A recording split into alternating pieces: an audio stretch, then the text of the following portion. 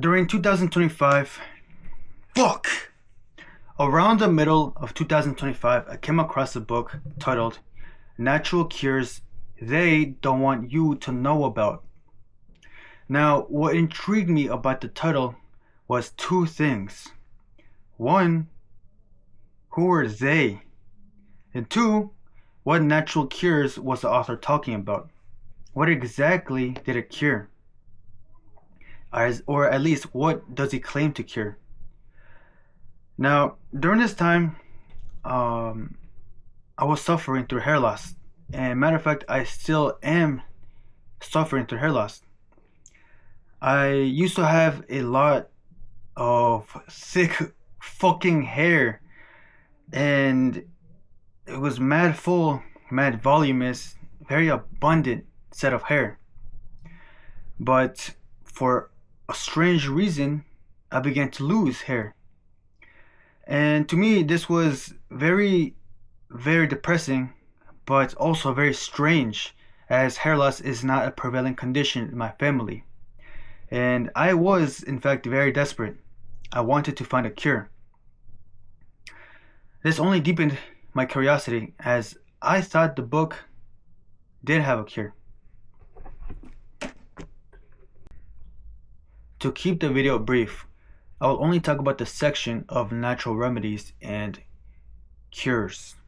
But the book does go into vast detail about the corruption that goes inside the pharmaceutical and healthcare industries in America. Now, that is a whole topic on its own, but for now, I would like to continue onto the video. In chapter 13, titled The Natural Cures for Specific Diseases, the author Kevin shows a table of diseases, their main causes, and natural cure counterparts. This is where I began to self-examine and analyze myself. I began checking for every single condition that I had, and then checking for the main causes. As to which conditions I had and still have, they are a little bit embarrassing, but I'll only say 3 of them. They are bloating, bad breath, constipation, and the last one, I'm not saying.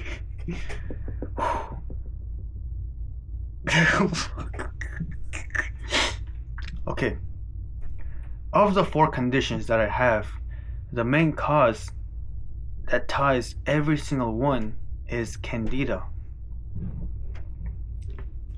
Yes, candida is the most apparent cause of my conditions, following mental and emotional stress, eating foods without living enzymes, heavy metal toxicity, and parasites.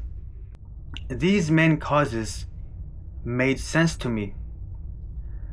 Let me go through each one. For those that are not familiar with candida, according to Dr. Eric Berg, candida is a type of yeast or fungus that is normal to have in our body. But the problem arises when it overgrows. One of the major causes is antibiotics that attack the good bacteria in your body. And what surprised me is that you can indirectly get antibiotics by consuming conventional animal meat, as they are loaded with them. My family and I consume a lot of conventional meat, like chicken, cows, and pigs. Keep that in mind. Dr. Eric mentions some symptoms of candida, which are cravings for carbohydrates, itchy vagina and anus, white tongue, fatigue, nutrient deficiency, UTI, bloating, sinus, skin issues, and joint aching. Just some symptoms, not my symptoms. So, I don't have a vagina. Another interesting point by Dr. Eric Berg is that candida cannot live in an acidic environment, as it thrives in an alkaline environment. Also, Dr. Eric tells us the cure to candida. 1. You have to run your body on acids, ketones, keto diets, and intermittently fast. 2. Take probiotics. 3. Eat fermented vegetables.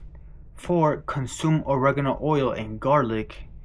5. Consume apple cider vinegar. And 6. Consume coconut oil. I would also like to add, avoid conventional meat, or at least replace it with your local farm meat. Okay, moving on.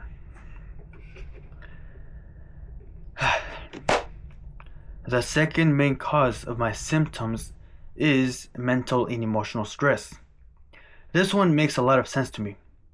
Recently, as I became more conscious of my attitude, I became aware that I turned into an arrogant person with low patience and maybe a little depressed.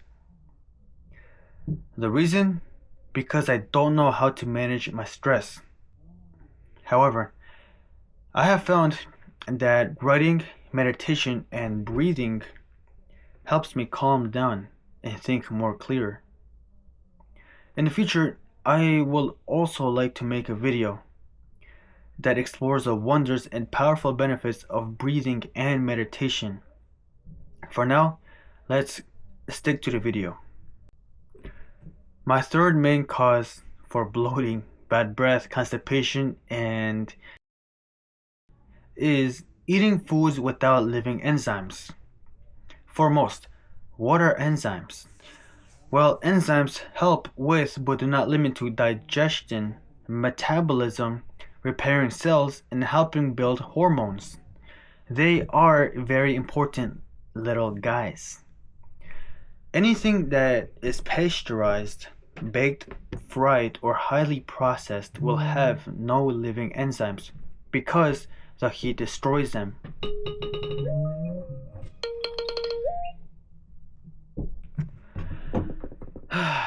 This includes fast food, chain restaurants, chain coffee shops, buffets, frozen foods, almost everything in convenience stores and gas stations, foods in theme parks, fairs, and amusement parks. We are basically surrounded by these foods, and finding replacements can be frustrating. Now, me personally, I do still enjoy eating out every once in a while. Like today, I went to the buffet because I do love eating this delicious food, like like rice, like the stuff in a buffets at least. You know what I mean? Like noodles, freaking chicken, like the stuff they have in a buffets. Outside food. Now, I, however, recognize that eating out every day is not a good idea. Now, for those wondering what foods contain living and active enzymes, they are foods like raw fruit, raw vegetables, raw honey, raw milk, fermented food, sprouts, and freshly squeezed juices. The fourth main cause is heavy metal toxicity. What is heavy metal toxicity? It's when metals like lead, mercury, copper, and aluminum accumulate faster than your body can get rid of them. Over time, this toxicity can damage the brain, the immune system, the gut, nerves, kidneys, hormones, and your energy production. Common exposure can come from, but is not limited to, old pipes, tap water, cigarettes, old paint, contaminated soil, fertilizers, pesticides, cookware, and even processed foods. There is a long list of symptoms for heavy metal toxicity, but some symptoms that I associate myself with are brain fog, fatigue, anxiety, gut issues, hormonal imbalances, and what do you know? Hair loss. The last and final main cause in this list is by far my least favorite, as just thinking about it deeply disturbs me. Maybe I'm just exaggerating, but it is still, um, not a pleasant thing to think about. They are parasites.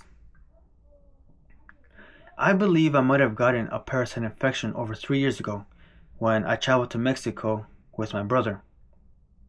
If it's not common knowledge, do not drink the tap water in Mexico as it is contaminated. Unfortunately for us, we consumed it indirectly from the water they used to make street churros, street sold fruit juices, and the street made popsicles. Um, and during our stay, we contracted salmonella, which was not fun to say the least. Now, it does make me wonder if salmonella wasn't the only thing we contracted during this trip. Parasites are not only limited to infection from contaminated water, but can also be found in pork, meat, and shellfish, poor hygiene situations, and even household pets. So, no licking.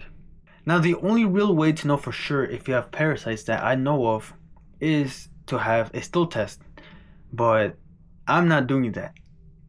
However, I do believe that my body, more specifically my gut, does need a cleanse. In the future, I would like to research more about herbal, holistic, and natural remedies to help alleviate the body. Not just to get rid of certain things like parasites, but also, let's just say, to treat things like colds, flus, maybe even certain actual diseases like, I don't know, freaking diabetes, man. Now, from my own personal experience, I have noticed a change in my physical state and well being over the past 3 years. Dramatic changes at that. It all started when I used to work at this boba shop and I noticed these minor details about my body. I remember every single time I pivoted to the left or right, I heard a snap or cracking sound in my joints. Now, I remember that this snapping was prevalent to me because it was an often occurring noise, and I remember thinking to myself if these noises were normal. Unfortunately, I didn't put much mind to it, and a year later, I began to lose hair. My hair began to thin. I also remember that I began to lose weight without exercising. I ate a lot, but I never seemed to gain weight. And when I say I ate a lot, I mean I ate a lot of junk food, not a lot of vegetables or fruits. Another key detail about me was that I used to drink tap water OD. I was in fact a thirsty boy. Not to mention I showered in it too. Now my mental and emotional state wasn't good either.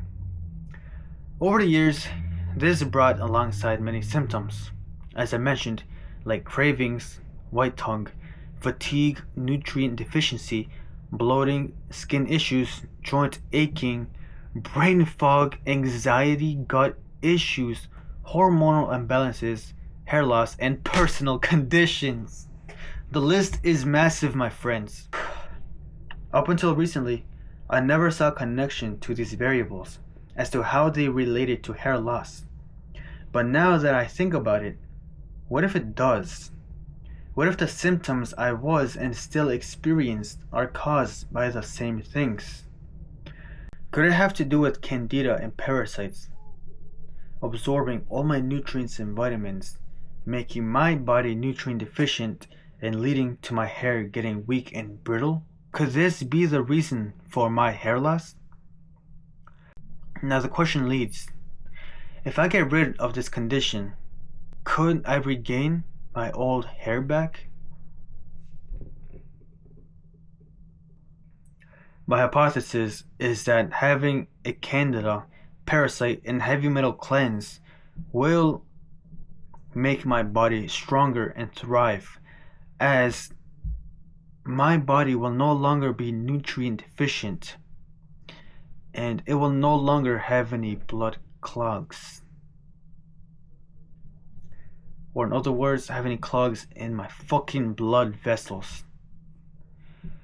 Furthermore, to avoid these illnesses from ever coming back, I will stay away from foods that do not contain any living enzymes. I'll also take care of my physical, mental, and emotional state. These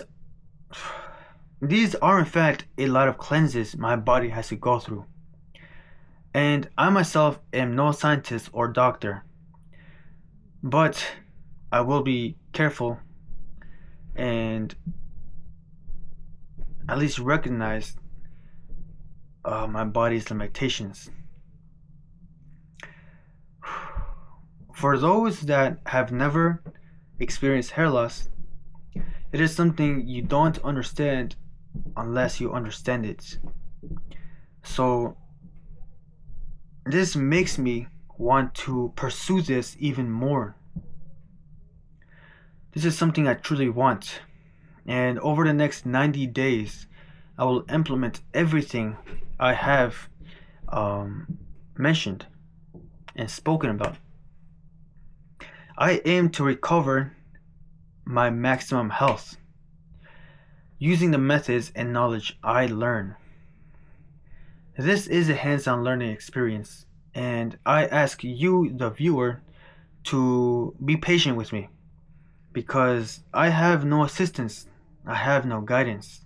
Everything is based on my own research and mine alone. If you have any recommendations, any ideas, please, I would like to hear them. I consider myself an open-minded person, and if you think I'm wrong, if you think I'm incorrect in some certain things I say, tell me why. But I would prefer you to not just be like, bro, like, don't do this, and then just not explain why. If you're gonna say something, well, you better have something to back it up. You know what I mean? Now, if you are interested in finding out if these conditions I have are in fact related to hair loss, I invite you to follow me in my journey of knowledge.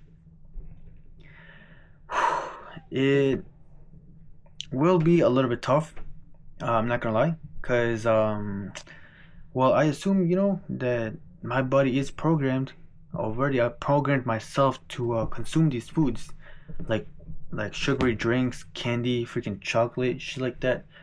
It's not gonna be easy. But I did once hear this saying that goes, you have two pains you can choose from. One, the pain of discipline, or two, the pain of regret. Now, I have suffered a lot of regret, and I don't want to suffer from that anymore. I want to suffer from discipline. Now, that might sound a bit masochist. I think that's the word. But that'd be so embarrassing if it's not the right word. But like I said, if you haven't suffered hair loss, then you just won't understand how it feels like. It is something very, as a guy, and I assume as a woman too, for the woman maybe watching this, it is a very humiliating and heartbreaking thing to experience, because it makes you think sometimes, like, what's the point of even trying to look good when, like, you can, like, let's just say focus on this, but like here, bro, like, nah, bro, that shit hurts, bro.